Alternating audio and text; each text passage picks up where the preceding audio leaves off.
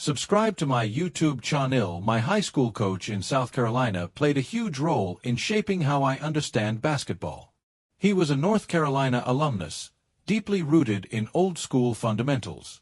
He taught us how to play from the post, how to read defenses, how to use three-quarter denial, head-up positioning, and smart ball movement. Those lessons weren't just drills, they were principles. They built my basketball IQ and gave me an appreciation for the details of the game that still matter at the highest level. That foundation makes the story of the 1995 NBA draft even more fascinating. It was one of the most pivotal drafts in basketball history. While Kevin Garnett went on to become an all-time great, the players selected immediately before him lived very different NBA lives. Their careers were shaped by expectations, injuries, circumstances, and the massive shadow cast by a future Hall of Famer. Today, we're looking at what happened to the four players drafted before Kevin Garnett: Joe Smith, Antonio McDyess, Jerry Stackhouse, and Rasheed Wallace, and how their paths might have looked very different if history had taken another turn. Joe Smith, first overall pick. Every great story starts somewhere, and Joe Smith's journey began with humble roots and big dreams. From a young age, his natural talent for basketball stood out. As he grew older, his passion only intensified. He spent countless hours refining his skills, studying the greats, and preparing himself for the next level. In high school, Joe quickly became a national standout, earning the attention of top college programs. He went on to play at the University of Maryland, where he dominated for 2 seasons and earned AP All-America honors. NBA scouts viewed him as a polished forward with size, skill, and intelligence, someone who looked ready for the professional game. When draft night arrived in 1995, the basketball world was stunned. The Golden State Warriors selected Joe Smith with the first overall pick. Many expected a different name, and instantly, enormous pressure landed on Smith's shoulders. Despite skepticism, Joe proved early on that he belonged. In his rookie season, he averaged 10.9 points and 6.4 rebounds, showing versatility, effort, and a high basketball IQ. He wasn't flashy, but he was reliable, unselfish, and effective. Over time, Smith carved out a long NBA career, playing for 12 different teams across 16 seasons and earning more than $61 million. His most productive stretch came with the Minnesota Timberwolves during the 1998-99 season, when he averaged a career-high 18.7 points per game. Still, he never quite escaped the label of being a disappointing #1 pick, not because he failed, but because expectations were unrealistically high.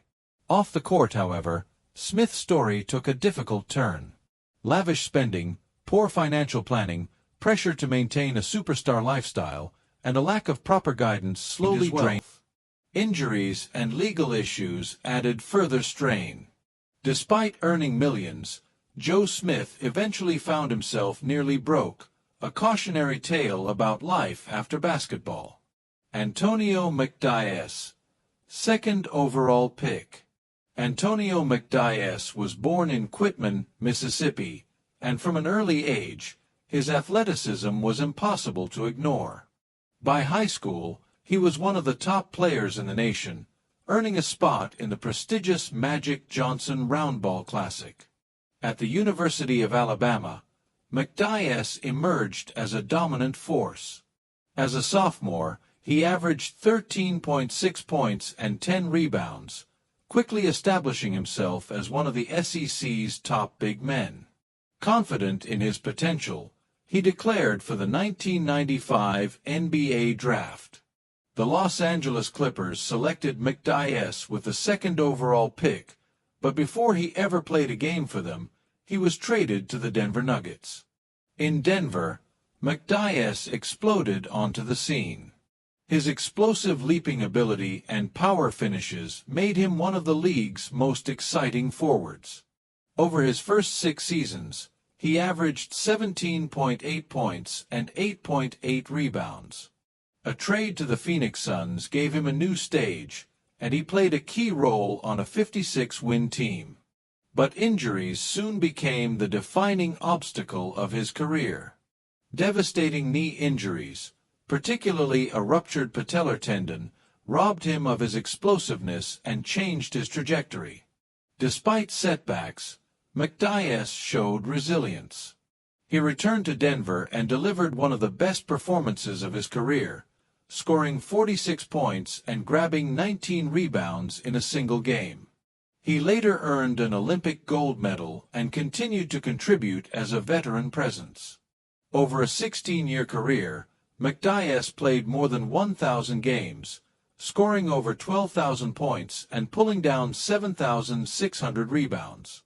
While injuries prevented him from reaching his full superstar potential, his professionalism, leadership, and perseverance earned respect across the league. Jerry Stackhouse, 3rd overall pick.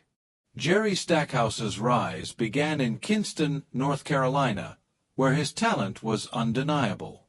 By high school, he was one of the best players in the country, earning McDonald's All-American MVP honors and comparisons to Michael Jordan. At the University of North Carolina, Stackhouse thrived. He led the Tar Heels to a Final Four appearance and solidified himself as one of the nation's top scorers. In 1995, the Philadelphia 76ers selected him 3rd overall. Stackhouse made an immediate impact, averaging 19.2 points per game as a rookie and earning All-Rookie honors. When Allen Iverson arrived, the duo formed one of the league's most explosive backcourts. His career truly took off in Detroit, where he became one of the NBA's elite scorers. During the 1999-2000 season, he averaged 23.6 points per game, and in 2001, he dropped 57 points in a single game, setting a Pistons franchise record. Stackhouse later played for the Wizards, Mavericks, Heat, Hawks, and Nets, adapting his role as his career evolved. With Dallas, he embraced a sixth-man role and played a key part in the team's 2006 finals run. After retiring, Stackhouse transitioned into broadcasting and coaching, eventually becoming an assistant coach in the NBA and later a head coach at the collegiate level, continuing to shape the game he loved. Rasheed Wallace, 4th overall pick. Rasheed Wallace, born in Philadelphia, brought intensity, versatility, and edge wherever he played. At North Carolina, under Dean Smith, Wallace developed into a dominant two-way force, earning All-American honors before declaring for the draft. Selected 4th overall by the Washington Bullets, Wallace made an immediate impact, averaging 14.4 points, 6.7 rebounds, and 1.8 blocks as a rookie.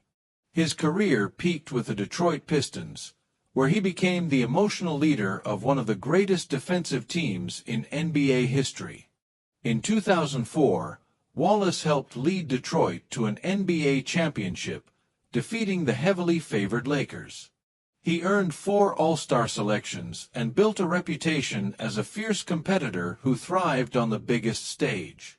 After retirement, Wallace remained deeply connected to the game through coaching and community work, using his platform to advocate for social causes and mentor young players. Kevin Garnett, 5th overall pick. Then came Kevin Garnett. Drafted 5th overall straight out of high school, Garnett shattered expectations. From Minnesota to Boston, his intensity, leadership, and unmatched versatility set him apart. An MVP award, an NBA championship, 15 All-Star selections, and a Hall of Fame career later, Garnett stood clearly above the rest. While the top 4 picks had strong careers, none matched Garnett's equals.